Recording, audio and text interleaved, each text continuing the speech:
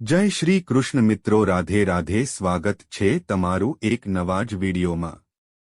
મિત્રો, વિડીયો ગમે તો લાઇક કરજો, શેર કરજો. જે લોકો દરરોજ સાંજે તુલસી પાસે દીવો પ્રગટાવે છે તેઓ ધ્યાનથી સાંભળો. નમસ્તે મિત્રો, આપ સૌનું હૃદયપૂર્વક સ્વાગત છે. પ્રિય ભક્તો, સાંજે તુલસી નીચે દીવો પ્રગટાવતી સ્ત્રીઓ, મારી વાત ધ્યાનથી સાંભળો. નહીંતર આ એક નાની ભૂલ તમારા આખા ઘરને બરબાદ કરી દેશે. દુકાળ, મૃત્યુ, ગરીબી, દુઃખ, રોગ અને નકારાત્મક શક્તિઓ તમારા ઘરમાં પ્રવેશવા લાગશે. ભક્તો, આજે હું તમારા માટે જે માહિતી લઈને આવ્યો છું તે સામાન્ય નથી. ગરુડ પુરાણમાં ખાસ કરીને સ્ત્રીઓ માટે આવી કેટલીક સાવચેતીઓ કહેવામાં આવી છે જે સ્ત્રીઓ માટે ખૂબ જ મહત્વપૂર્ણ છે. ભક્તો, ગરુડ પુરાણ કોઈ સામાન્ય પુસ્તક નથી. આ પુસ્તકની અંદર જીવનની દરેક નાની ક્રિયાને ખૂબ વિગતવાર સમજાવવામાં આવી છે. અને તે ક્રિયા પાછળનું સત્ય શું છે તે પણ કહેવામાં આવ્યું છે. ભક્તો, જુઓ, લગભગ દરેક હિન્દુ સનાતન ઘરમાં તુલસી માતાની પૂજા થાય છે. ભાગ્યે જ કોઈ ઘર હશે જેમાં તુલસીનો છોડ ન હોય, કારણ કે આપણા સનાતન ધર્મમાં તુલસીને દેવીનો દરજ્જો આપવામાં આવ્યો છે.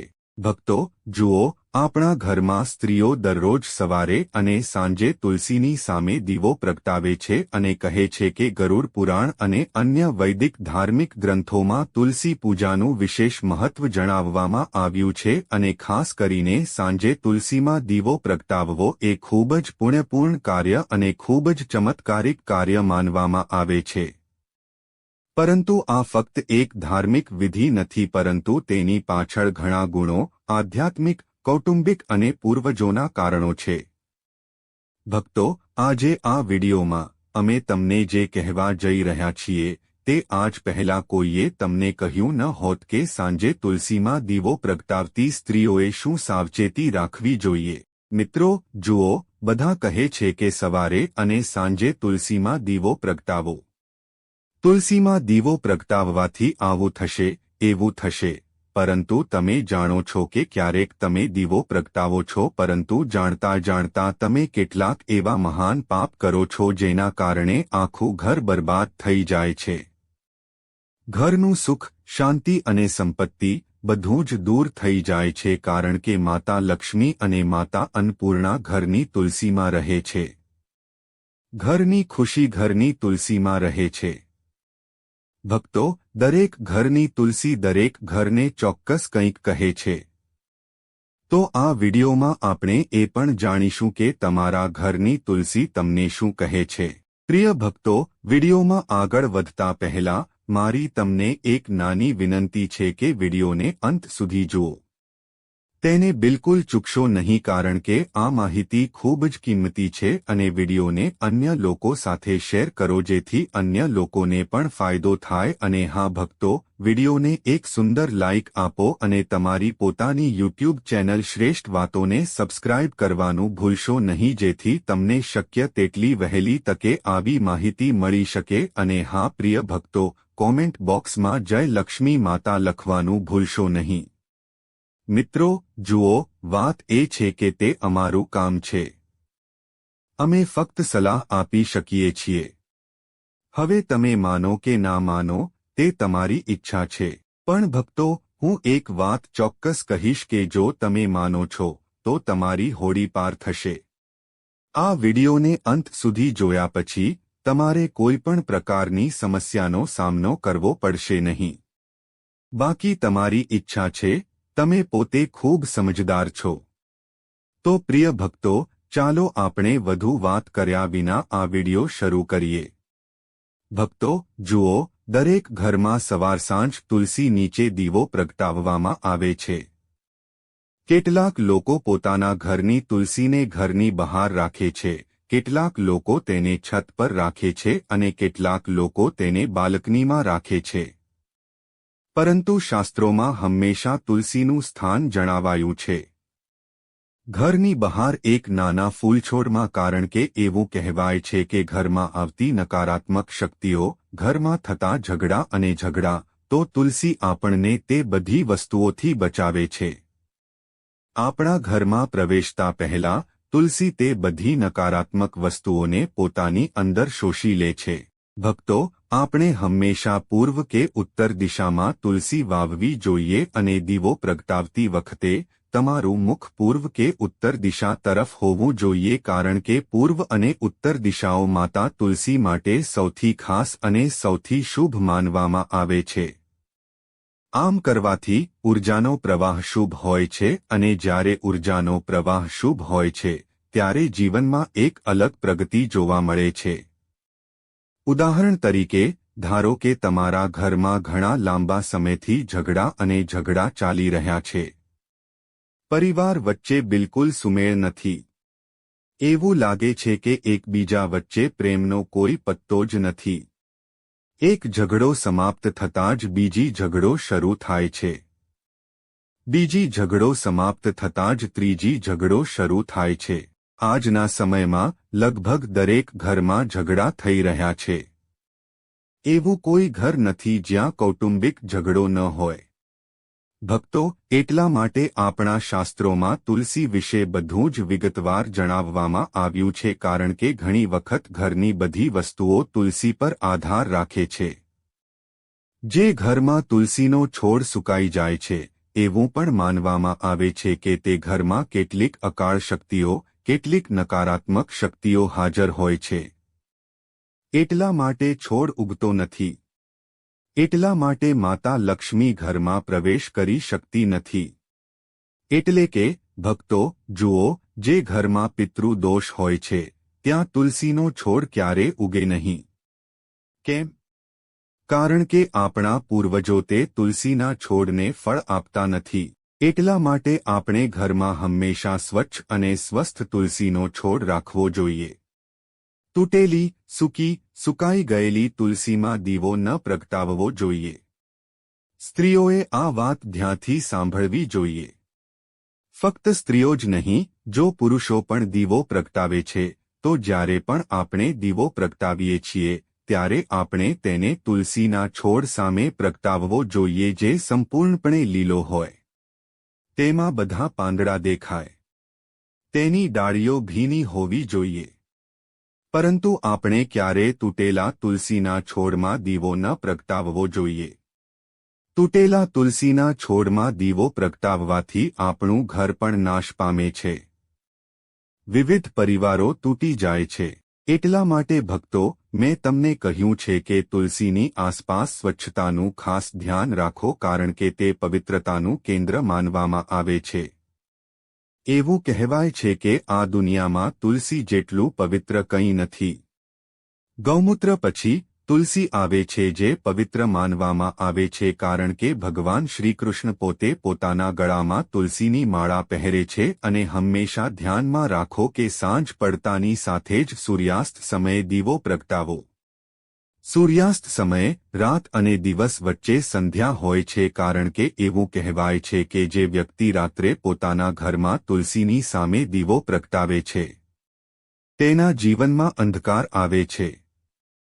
કારણ કે એવું કહેવાય છે કે રાત્રે પ્રગટાવવામાં આવેલો દીવો હંમેશા ઘરનો પ્રકાશ છીનવી લે છે અને તે ઘરનો બધો પ્રકાશ પોતાની અંદર શોષી લે છે. ભક્તો, આપણા શાસ્ત્રો ઘણું કહે છે.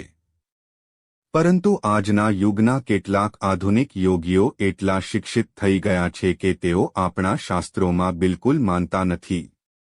એટલા માટે ભક્તો જુઓ, સૂર્યાસ્ત સમયે, સંધ્યાકાળમાં, જ્યારે રાત કે દિવસ સંપૂર્ણપણે નથી.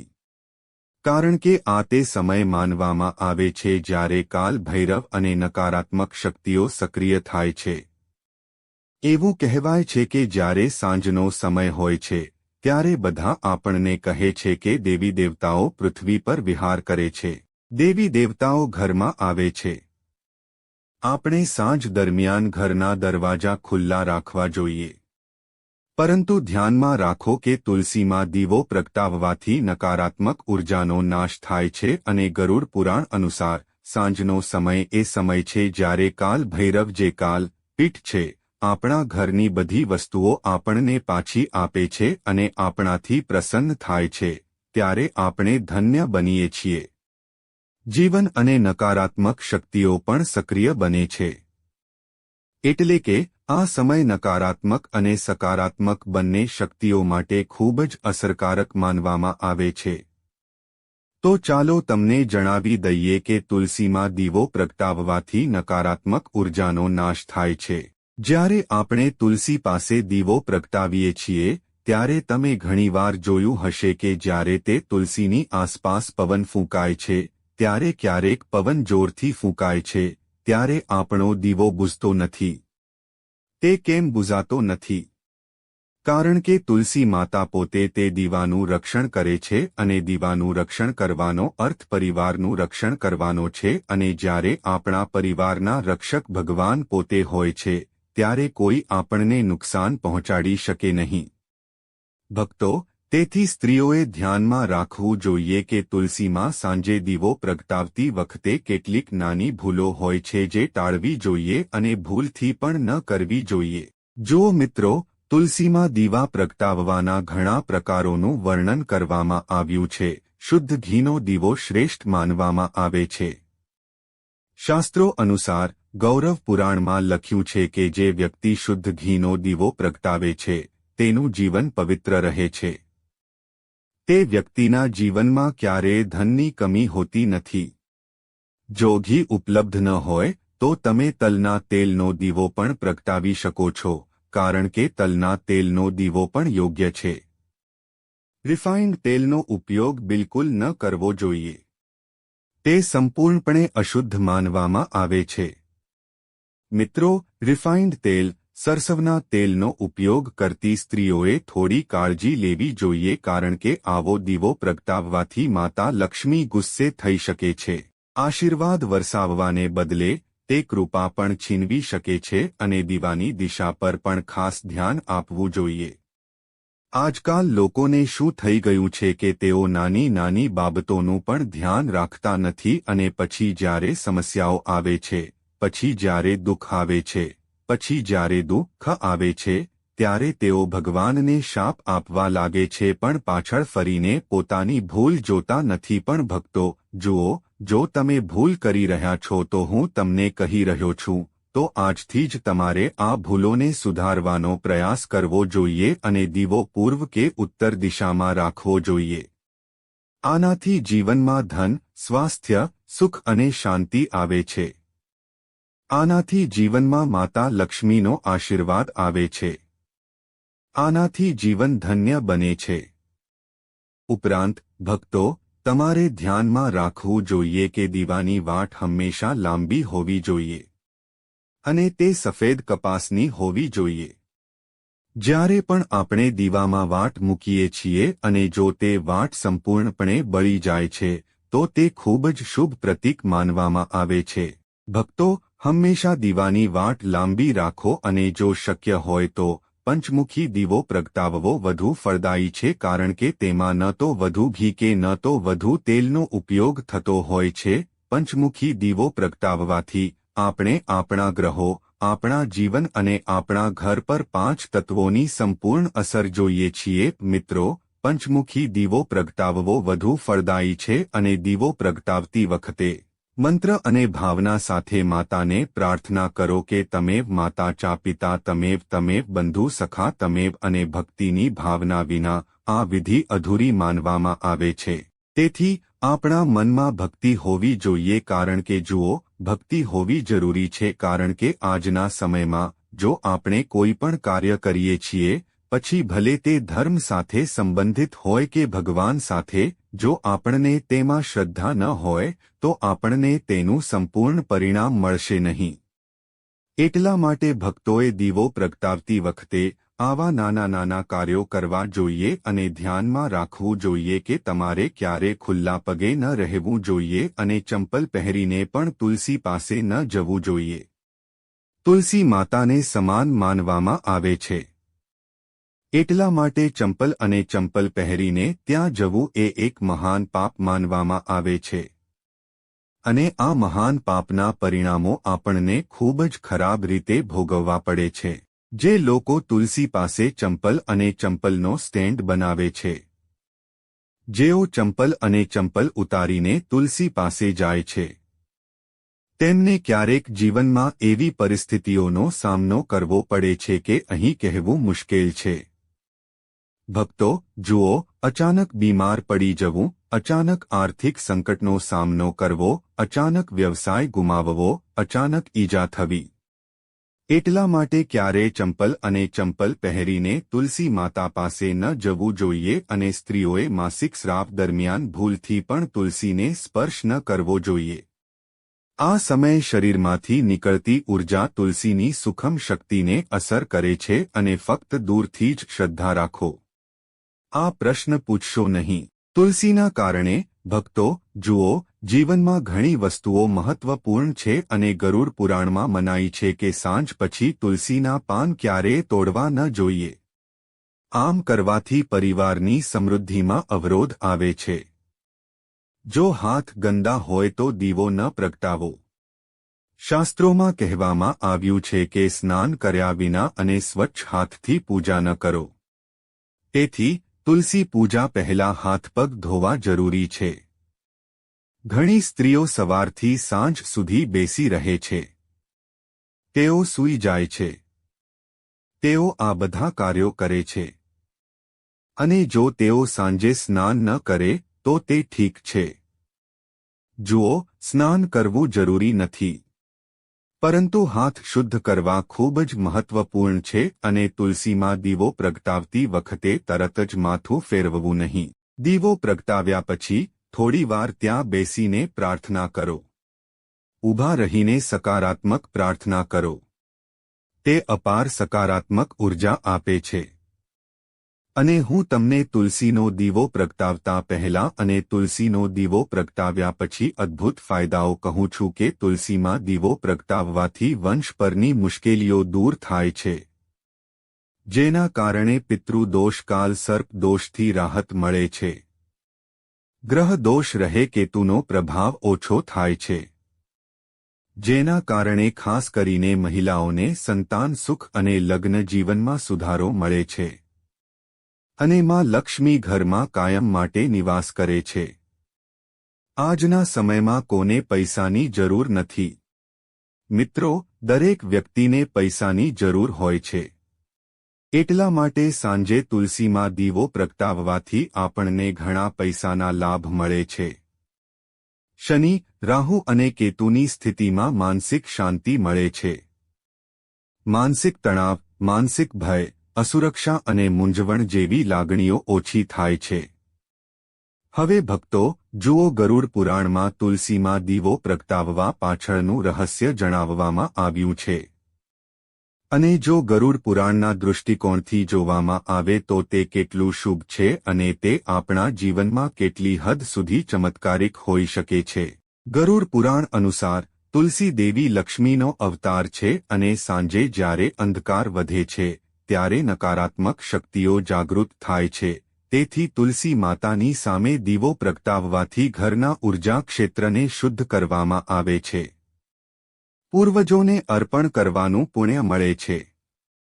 ભૂત અને આત્માઓ દ્વારા થતી અવરોધો દૂર થાય છે. આપણને સંતાન સુખ, વૈવાહિક સુખ અને સ્વાસ્થ્યના આશીર્વાદ મળે છે. ભક્તો, જુઓ, અંતે સ્ત્રીઓ માટે કેટલીક ખાસ સાવચેતીઓ છે. જો તમે ગર્ભવતી હો તો તુલસીની સામે દીવો પ્રગટાવતી વખતે પીળા કપડાં પહેરો. આનાથી ખાતરી થશે કે તમારા ગર્ભમાં જે પણ બાળક જન્મશે તે સંપૂર્ણપણે સ્વચ્છ અને માનસિક રીતે સ્થિર જન્મશે. એટલે કે મનમાં કોઈ પણ પ્રકારની મૂંઝવણ રહેશે નહીં. અને ભક્તો, પીળા કપડાં પહેરવા પણ શુભ છે જેથી ગર્ભમાં ઉભરતા બાળક પર તેની સકારાત્મક અસર પડે કારણ કે પીળો રંગ ખૂબ જ શુભ માનવામાં આવે છે. ભગવાન વિષ્ણુને પણ પીળો રંગ ગમે છે અને ભક્તોએ સાંજે તુલસીને પાણી ન ચઢાવવું જોઈએ. તે અશુદ્ધ માનવામાં આવે છે. આમ કરીને તમે તુલસી દેવીનું અપમાન કરી રહ્યા છો. આમ કરવાથી તમે તુલસી દેવીને ગુસ્સે કરી રહ્યા છો અને તુલસીની આસપાસ ક્યારેય ઝાડુનો ઉપયોગ ન કરો કારણ કે તુલસીની આસપાસ ઝાડુનો ઉપયોગ કરવાથી આપણા ઘરમાં વાસ્તુ દોષ ઉત્પન્ન થાય છે. આનાથી ખરાબ પરિણામો મળે છે. ભક્તો, ક્યારે તુલસીની આસપાસ ઝાડુ ન કરવું જોઈએ અને કેટલીક સ્ત્રીઓને તુલસીની આસપાસ ઝાડુ નાખવાની અને પછી ઝાડુ ત્યાં ફેંકવાની આદત હોય છે. આ પણ તમારી સૌથી મોટી મૂર્ખતા છે. જુઓ, ક્યારે તુલસીની આસપાસ ઝાડુ ન નાખવું જોઈએ અને તેને ત્યાં ફેંકી દેવી જોઈએ નહીં અને ન તો આપણે તુલસી માતાની આસપાસ કોઈ ફેંકી દેવાયેલી સામગ્રી રાખવી જોઈએ. જ્યારે આપણે તુલસી માતાને ભોગ ચઢાવીએ છીએ ત્યારે થોડા સમય પછી તરત જ તે ભોગ લો અને તેને બધામાં વહેંચો. સવારનો ભોગ સાંજ સુધી રહેવા દેવો યોગ્ય નથી અને સાંજનો ભોગ સવાર સુધી રહેવા દેવો પણ યોગ્ય નથી. જ્યારે દીવો પ્રગટાવવામાં આવે છે અને તે પૂરો થાય છે ત્યારે તમારે તે ભોગ ઉપાડીને બધામાં વહેંચવો જોઈએ અને જોવું જોઈએ કે લોકો તુલસી માતાની આસપાસ ઘણી વખત શું કરે છે, ત્યારે તેઓ કચરાપેટી રાખે છે. શું તમે મૂર્ખ છો? ડસ્ટબિનને સૌથી અશુદ્ધ વસ્તુ માનવામાં આવે છે. તે આપણા પગ નીચે આવતા બધા કચરાને સંગ્રહિત કરે છે. અને જો તમે તે વસ્તુ લઈને તુલસી માતા પાસે, તુલસી માતાના પલંગ પાસે રાખો છો, તો શું તમારું જીવન દુર્ભાગ્યપૂર્ણ રહેશે કે નહીં? હું તમને કહી દઉં છું કે જો તમે તમારું દુર્ભાગ્ય ઈચ્છો છો, તો આજે મેં તમને જે ભૂલો કહી છે તે કરવાનું ટાળો. તેથી આ તમારા સૌભાગ્યમાં વધારો કરશે અને માતા લક્ષ્મી તમને અભૂતપૂર્વ સંપત્તિ આપશે. અમર્યાદિત માત્રામાં સુખ આપશે. જીવનમાં ક્યારે કોઈ વસ્તુની કમી નહીં રહે. પ્રિય ભક્તો, તમને આ વિડિયો કેવો લાગ્યો અમને કોમેન્ટમાં જણાવો. જો તમે માતા લક્ષ્મીના સાચા ભક્ત છો તો તમે માતા લક્ષ્મીનો પ્રેમ, સ્નેહ, આશીર્વાદ મેળવવા માંગો છો અને માતા લક્ષ્મી તમારા ઘરમાં નિવાસ કરે અને તમે માતા લક્ષ્મીને પ્રસન્ન કરવા માંગો છો, તો વિડિયોને ઝડપથી લાઇક કરો અને તમારી પોતાની યુટ્યુબ ચેનલ શ્રેષ્ઠ વાતોને સબસ્ક્રાઇબ કરો અને કોમેન્ટ બોક્સમાં ચોક્કસપણે જય લક્ષ્મી માતા લખો. મિત્રો, આ બધી માહિતી જનહિતને ધ્યાનમાં રાખીને આપવામાં આવી રહી છે. તમારી શ્રદ્ધા અને માન્યતા પર જ્યોતિષ અને ધર્મના ઉપાયો અને સલાહ અજમાવો. વિડિયોનો હેતુ ફક્ત તમને વધુ સારી સલાહ આપવાનો છે. અમે આ સંદર્ભમાં કોઈપણ પ્રકારનો દાવો કરતા નથી. મિત્રો, જો તમને વિડિયો ગમ્યો હોય તો ચોક્કસ લાઇક અને સબસ્ક્રાઇબ કરો. આભાર. જય શ્રી કૃષ્ણ.